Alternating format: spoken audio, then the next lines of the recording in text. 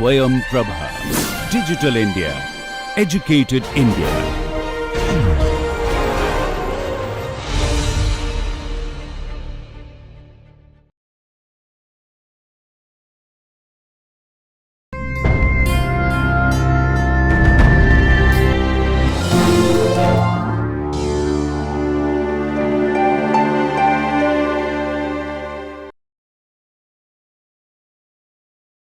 Okay, so good morning. Let's get started, right? Okay, so yesterday, if you recall, we were looking at the state space representation, right? So we looked at how to rewrite a nth order ODE as a set of n first order ODEs, and the state space representation had two equations in general, right? What was called as a state equation, which is a first order vector ODE that provided the time evolution of the state variables, and then we had what is called as an output equation, right? So that related the system output to the state vector and the system input. Okay, so those were the two equations in the state space representation, and we essentially did an example where we rewrote the mass spring damper system governing equation in the state space form, right? And then we got an expression between the transfer function and the state space representation, which was this equation. P of S was C dot Si minus A inverse B plus D, and I left you with two homework exercise problems, right? So I asked you to first check the relationship for the mass spring damper system, and that's what I just worked out here. So this is the realization.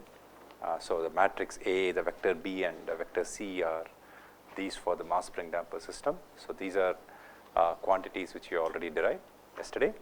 So if you just work it out, calculate Si minus A and then like Si minus A inverse. Of course, Si minus A inverse is going to be, of course, this multiplied by 1 by determinant of Si minus A, right? So that's the inverse. Okay, so that is going to be Si minus A inverse, and C dot Si minus A inverse B is going to be this, and if you do the algebra, you will see that you will get the transfer function itself. So just that's just an exercise to verify, you know, like, or check the formula that we derived for this particular example. Obviously, it must be true, right? And then, like, I asked you to calculate the poles of the transfer function and the eigenvalues of the state matrix. So the poles of the transfer function are these. Okay, so these are the poles of the transfer function, minus C plus or minus square root of C squared minus 4mk divided by 2m, and we can see that the eigenvalues of the state matrix also turn out to be the same. Okay, so in fact, so to generalize, of course, I am not telling the complete picture, but then, like, by and large, you know, like for what are called as minimal realizations, okay, the poles of the transfer function and the eigenvalues of the state matrix are the same. Okay, of course, this is true for what are called as minimal realizations. Okay, so we will see what this is when we go to advanced courses on controls, you know, particularly on what is called as modern control theory or state space theory. Okay, yes, please. How did I do that?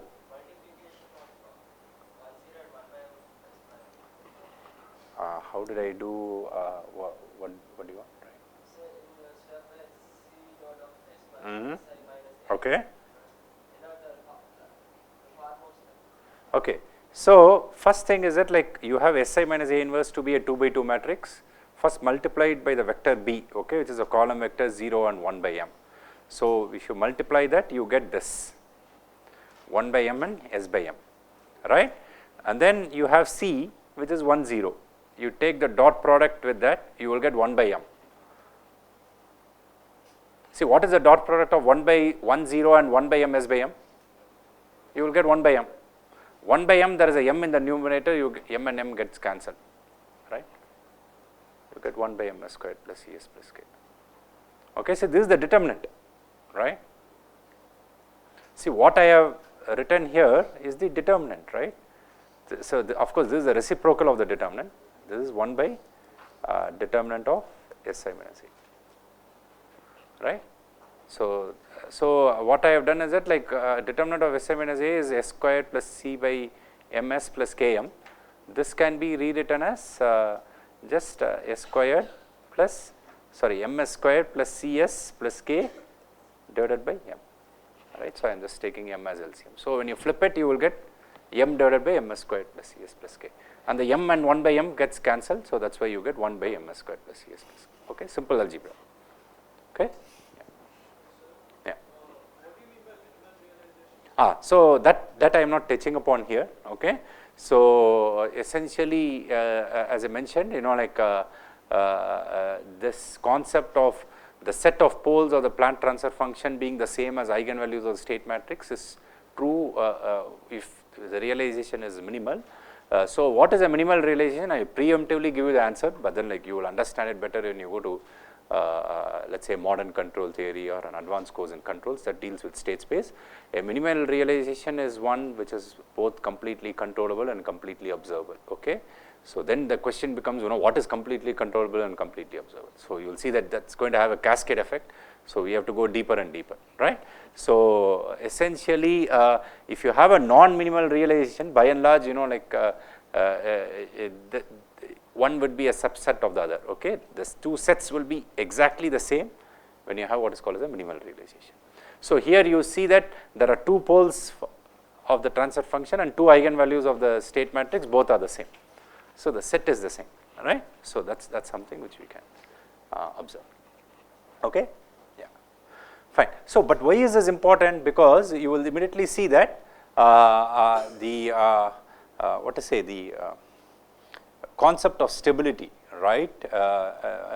In fact, like we will learn what is called as stability about an equilibrium state when you go to state space based control, but then you can immediately feel that for a Bibo stability we wanted all the poles to be in the left of complex plane, right, if you used a transfer function approach. So similarly, if I use the state space approach, right, for asymptotic stability, what should I have? I should have all the eigenvalues of the state matrix to be in the left of complex plane because the set is the same, right.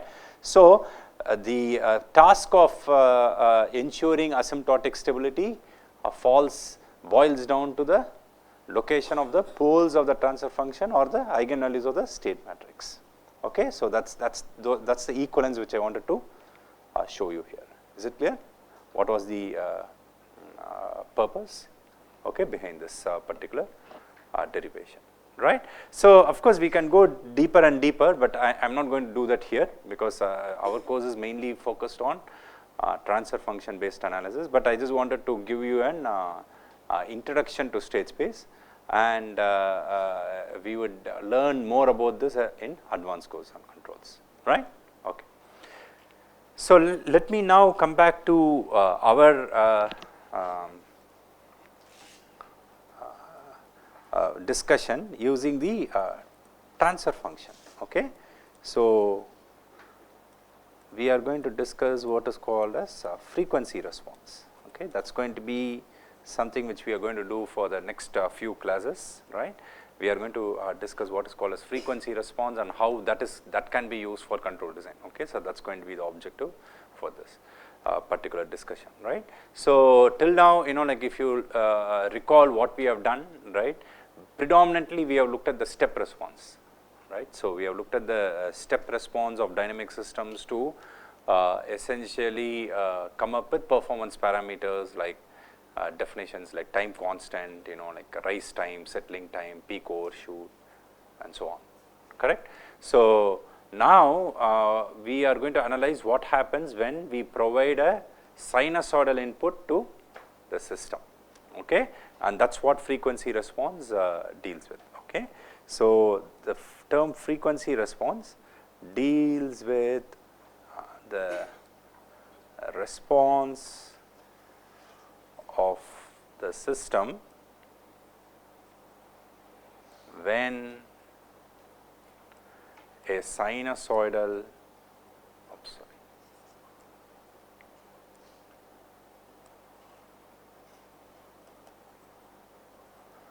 input is provided to it. Okay, so that's what we are going to look at. By and large, we are going to look at what to say, the steady state response. Okay, we will see why. Okay, so what we will first consider is that, like, let us consider a stable. Okay, this is very important. Of course, we can only talk about performance only if we have a stable system to begin with, right? This is something which we already discussed, right? So let's consider a stable LTI causal CISO dynamic system whose transfer function is P of S. Okay. So let's say we consider a plant or a system with a transfer function P of S. So what do we have? So we have the system transfer function to be P of S. So we provide an input U whose Laplace transform is U of S, and we get an output Y. So whose Laplace transform is Y of S, right? So immediately we know that Y of S is going to be equal to P of S times U of S. Okay. So let us consider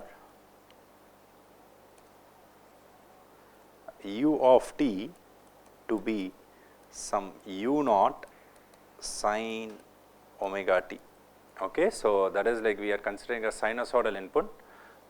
So where U of t is some U naught sin omega t. Okay, so the input has a frequency omega and a magnitude of U naught, right?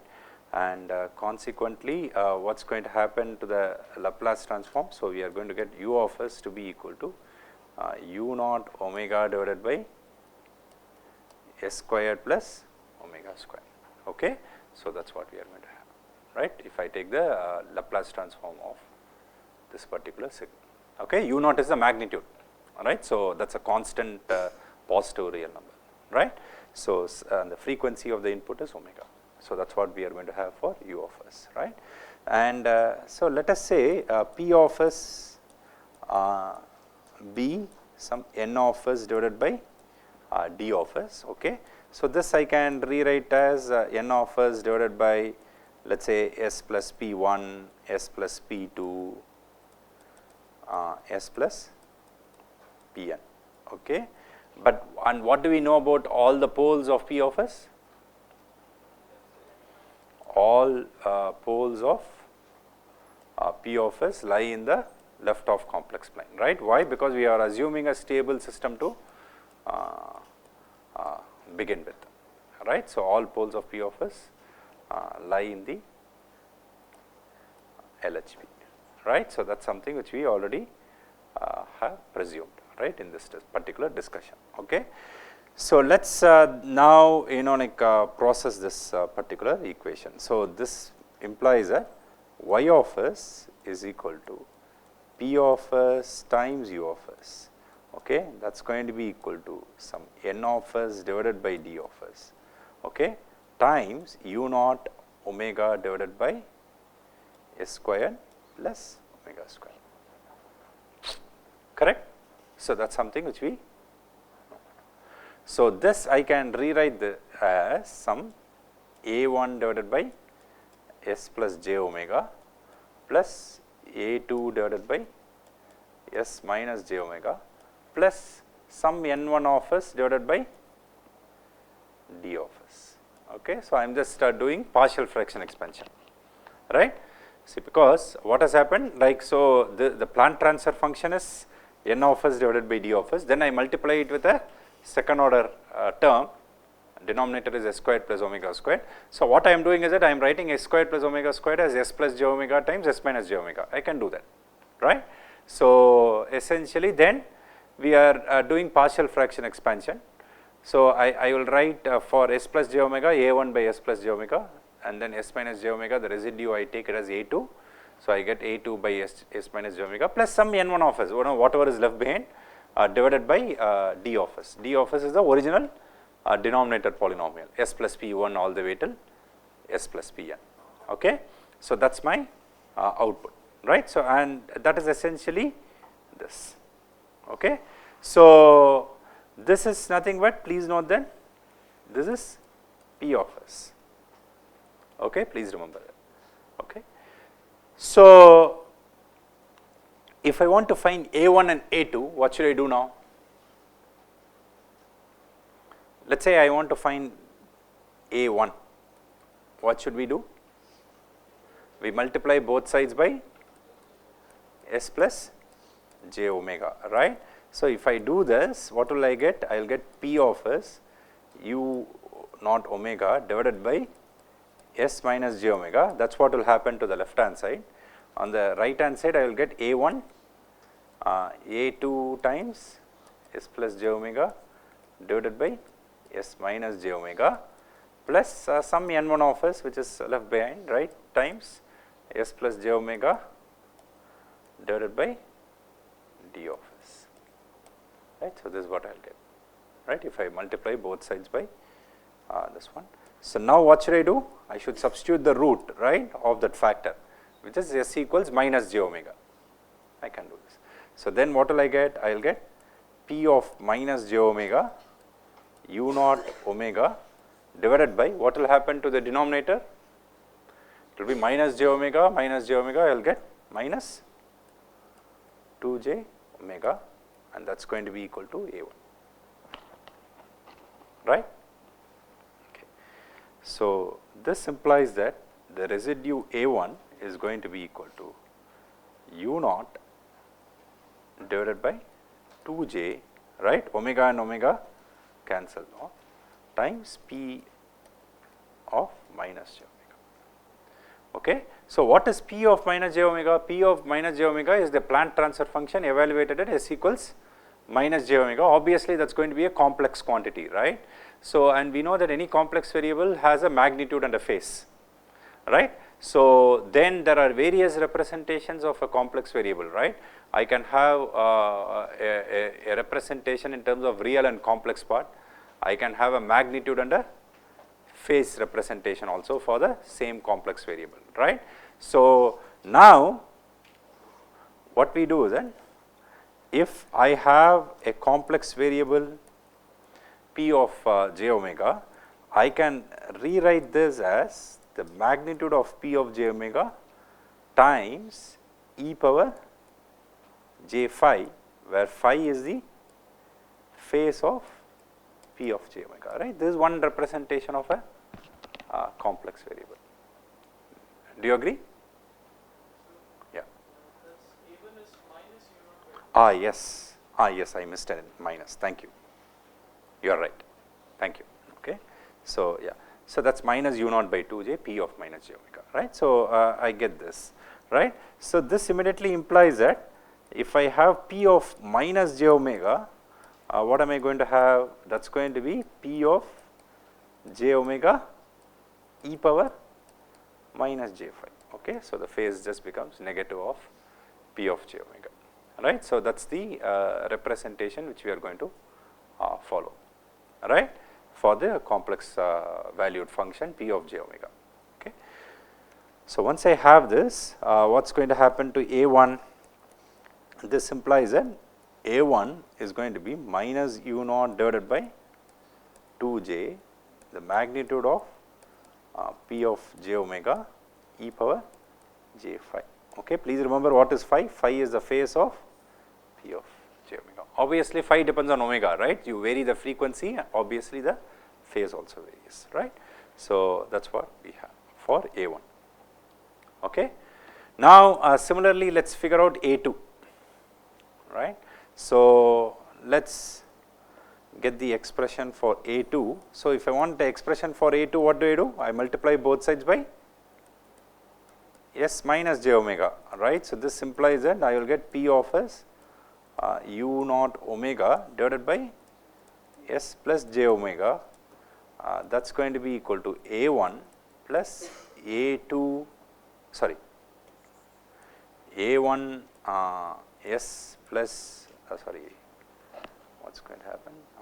I multiply by S minus j omega, right. So, I will have A1 S minus j omega divided by S plus j omega plus A2 plus N1 of S S minus j omega divided by d of s, right. So, that is what I will have, correct. I hope everyone agrees. Now, what should I do? Here I substitute s equals j omega, right, that is the root of this particular factor. So, what will I immediately get? I will get p of j omega u naught omega divided by 2 j omega, that is going to be equal to A2, right. So, omega and omega will immediately cancel. So, A2 is going to be u naught by 2j p of j omega, then I just represent p of j omega as the magnitude of p of j omega e power j phi, right. So, we are almost done, okay. So, we are almost there, okay, just a few more steps. Okay. Now, let us go back here, right. So, our y of s is going to be a1 divided by s plus j omega plus a2 divided by s minus j omega plus n1 by d of s, right. So, let me write it down. So, our y of s is going to be a1 divided by s plus j omega plus a2 divided by s minus j omega plus n1 of s divided by some d of s. This immediately implies that if I take the inverse Laplace transform, what will I get? What will be the inverse Laplace transform? The first term I will get a1 e power minus j omega t, right, correct. And then I will get for the second term a2 e power j omega t, right. And what is going to happen to the next term, like, so essentially let there be k distinct poles. This is something which we have already done, right, for an nth order system. Let us say let there be k distinct poles. The inverse Laplace transform of this term is going to be the following, right. So, this is something which we have already done. So, please go back and look at that. So, let us say let there be k distinct poles with mu I being the multiplicity of each pole. We have already figured out what is the inverse Laplace transform, right. So, this is what we will have, right. So, the main thing is that like we are going to have the poles as the exponents, right. So, this is something if you recall which we did when we analyzed stability, if you recall, and this is the result where we used to figure out that if my poles lie in the left of complex plane, the system is going to be Bibo stable, right. So, if you recall that is what we did some classes back. So, essentially I am just going to get the same structure, right. So, that is very important as far as this is concerned.